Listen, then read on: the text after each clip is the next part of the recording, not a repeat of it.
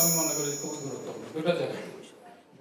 পতিত আওয়ামী সরকারের আমলে সুশাসন ও জবাবদিহিতা না থাকায় প্রায় ৩০ লাখ কোটি টাকা পাচার হয়েছে। এই ক্ষতি দ্রুতই পূরণ করা সম্ভব নয়। সরকারি গবেষণা প্রতিষ্ঠান বিআইডিএস এর বার্ষিক সম্মেলনে একথা বলেন বক্তারা। গত 10 বছর এক্সপেরিয়েন্স দেখি আমাদের বহু রকমের ডেভেলপমেন্ট হয়েছে, আমরা যেগুলো বলি সেগুলোতে মোর রিসোর্স জেনারেটেড হয়েছে এবং সেই রিসোর্সটা through some political patronisation of businesses, elite groups and others, এবং সেটা হওয়ার ফলে যা ঘটেছে সেটা হচ্ছে ইনকাম ইনইকুয়ালিটি অনেক বেড়েছে। তার মানে যদি ডেমোক্রেসিটা প্রপারলি না থাকে তাহলে যেটা হতে পারে যে অথবা লিমিটেড ডেমোক্রেসি থাকে, তার ডেভেলপমেন্ট একটা সার্টেন লেভেলে হবে, কিন্তু সেটাকে আমরা সাস্টেইনেবল ইনক্লুসিভ ডেভেলপমেন্ট বলতে পারবো। গভর্নর বলেন, ব্যাংক খাতে সুশাসন প্রতিষ্ঠায় একাধিক আইন করা হয়েছে, একীভূত করা হচ্ছে দুর্বল ব্যাংকগুলো, আমদানির দায় মিটিয়ে উদ্বৃত্ত থাকছে ডলার। তবে নিয়োগে দক্ষতার বদলে নিজস্ব লোককে পদায়নের সংস্কৃতি থেকে বের হতে হবে, নইলে নির্বাচনের পরও সুশাসন নিশ্চিত করা সম্ভব হবে না। প্রত্যেকটা সম্প্রদায়কে তার অধিকার আদায় করে নিতে হবে এবং সেটার জন্য কিন্তু গণতান্ত্রিক প্রক্রিয়াটা। সেজন্য আমাদের পার্টির মধ্যে যদি না থাকে, গণতন্ত্র না থাকে, এটা এখনো নাই। এত কথা বলা হচ্ছে পার্টির মধ্যে কোথায় সেই তো নমিনেশন, সেই সেন্ট্রালি গিভেন একটা লিস্ট চলে আসলো, ওহিনাজিল হয়ে গেল, অমুক অমুক অমুক অমুক আমাদের প্রতিনিধি এবং তারাই দাঁড়াবে।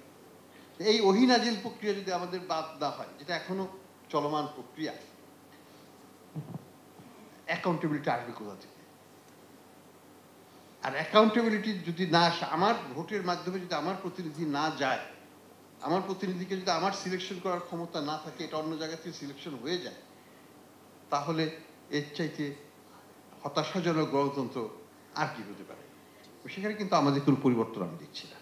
অর্থনীতিবিদ রেহমান সোবাহান বলেন, রাজনৈতিক সুশাসন নিশ্চিত হলে অর্থনীতিও শক্তিশালী হবে। So unless we can democratize our political process and also we can democratize our economic process, you are not really going to be exposed to any very significant changes in the system. This is the crucial issue. Now, I find that one of the big omissions in the reform agenda which has come out is that no one has actually addressed, particularly in the Electoral Reforms Commission, as to how we can democratize the electoral process, how we can ensure that people who are not enormously wealthy can and compete and get into parliament. Rehman সুবাহান আরও বলেন, শক্তিশালী গণতন্ত্র মানেই সমৃদ্ধ অর্থনীতি, তাই গণতন্ত্রকে বাদ দিয়ে সমৃদ্ধির ধারণা ভুল। আতাউন নিয়ন, স্টার নিউজ, ঢাকা।